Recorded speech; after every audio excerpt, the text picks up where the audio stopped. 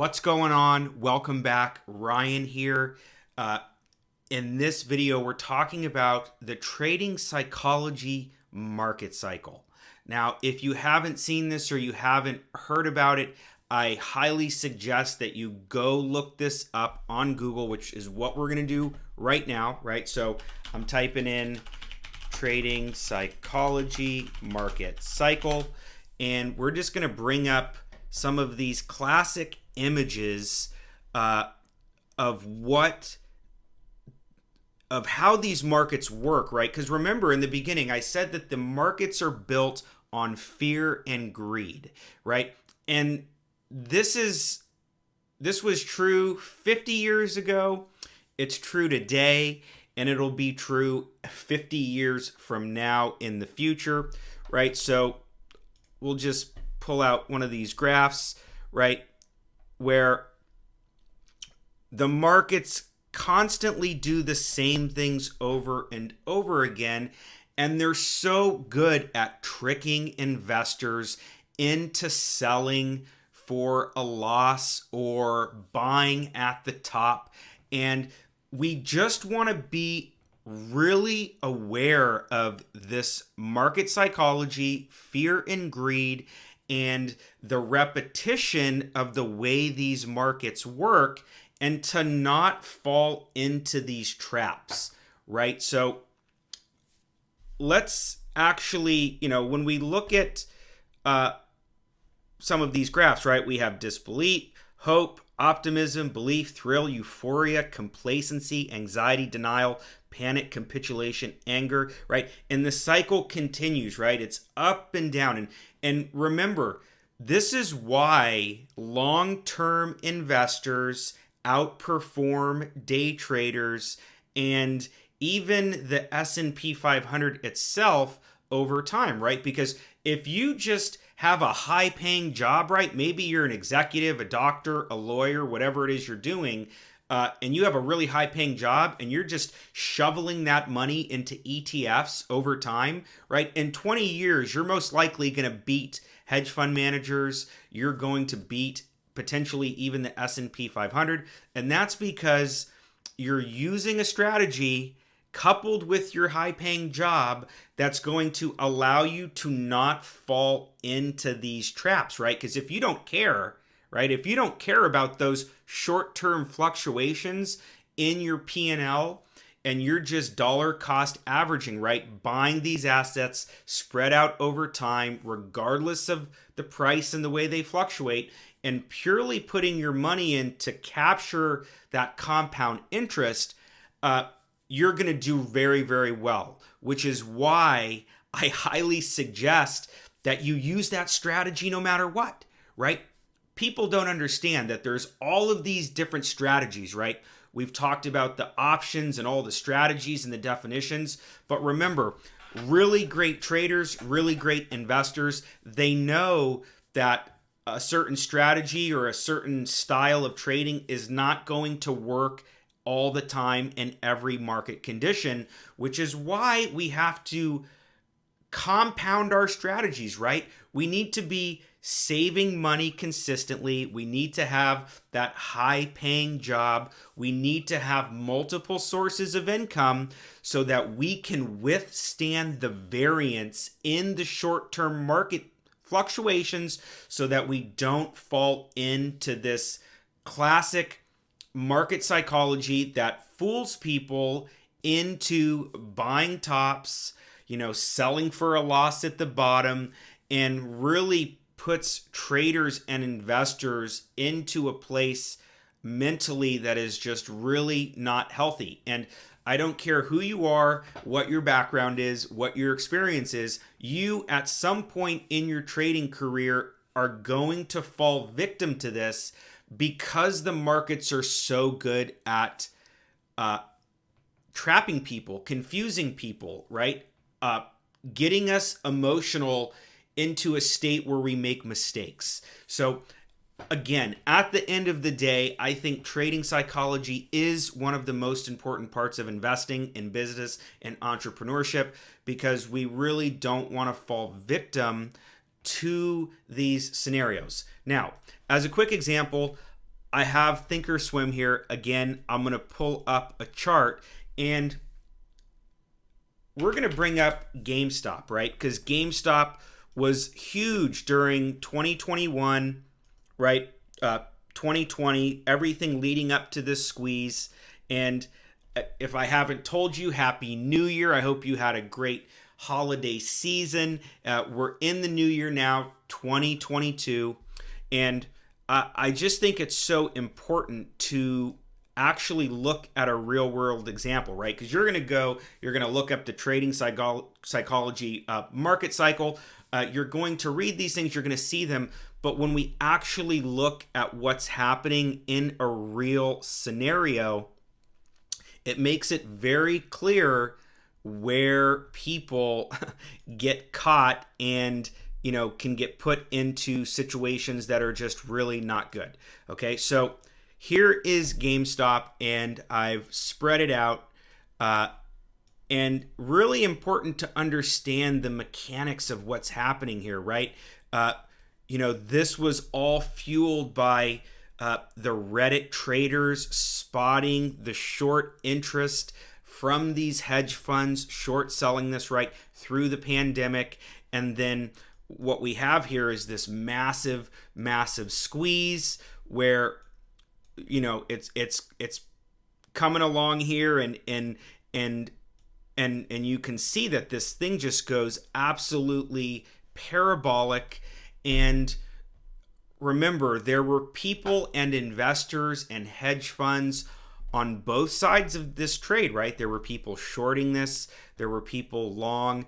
And remember, the people who made the most money here are the people who were in GameStop with shares or with longer term options that were anticipating this short squeeze because of the short interest from these hedge funds. Now, the reason why this is important for our market psychology, because remember, I've looked on Reddit, I look on Wall Street Bets, and believe me, there are people who bought the top of this at $483, right? Whatever that number exactly was.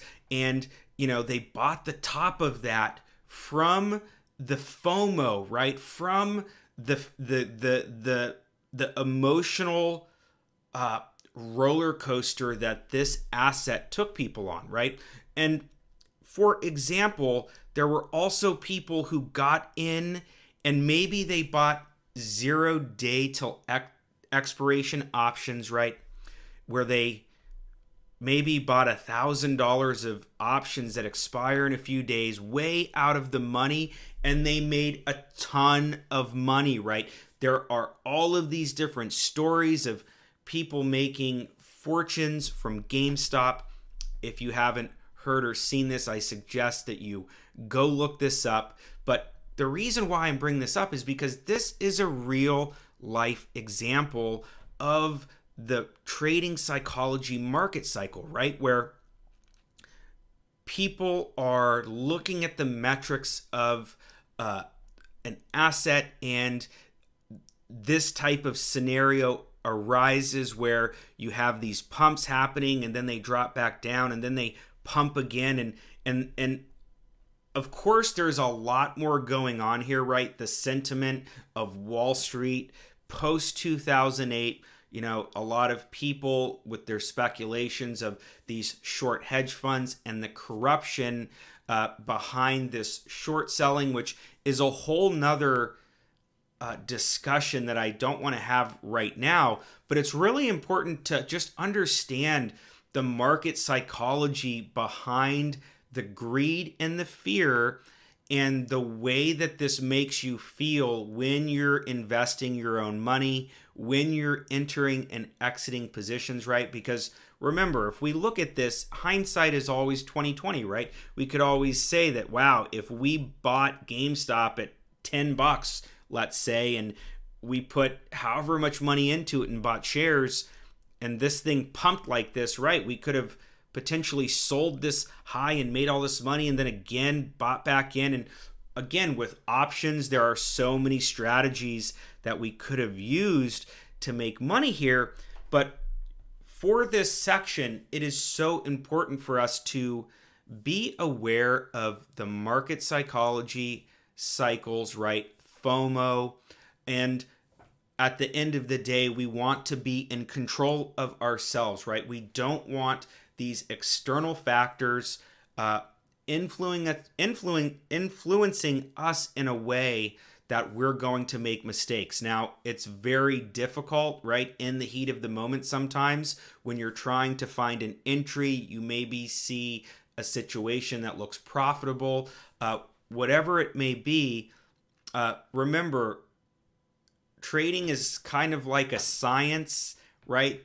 And it's also kind of like an art form. And you're going to see that the better you get at trading, the more experience you have, you're going to understand and feel these emotions when you're trading, right? Because it takes a certain amount of discipline and experience and failures to recognize when these moments of fear and greed come upon us and how they can influence our decisions. So again, I'm super thrilled you're here listening to me with my insights on this, because let me tell you, this is one of the big ones.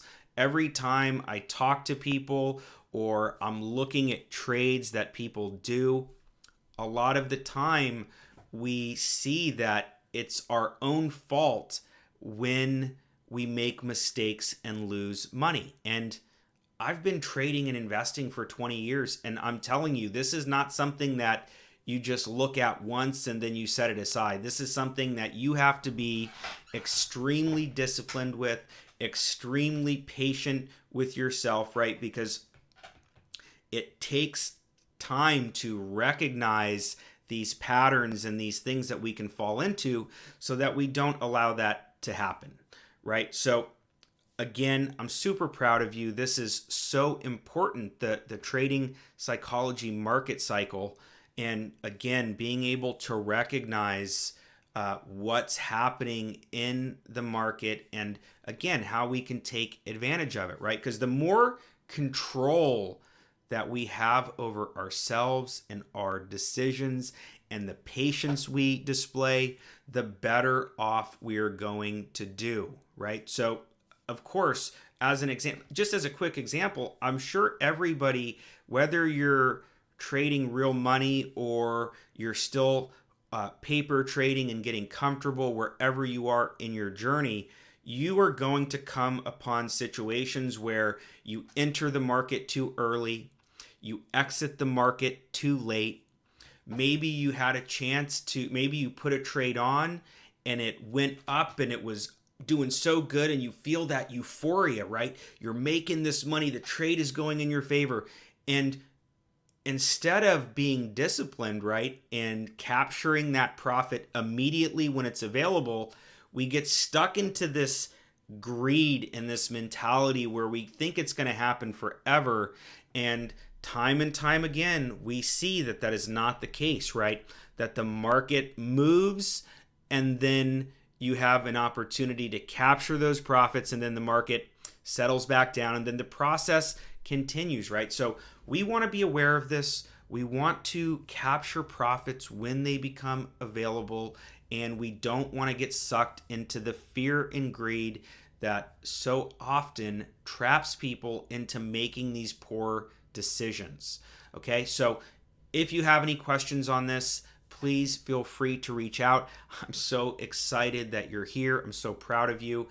Wherever you are on your trading journey, I know if you continue to look at this, continue to think about it, and continue to work on yourself and your emotional response, you are going to make leaps and bounds with your trading and your investing.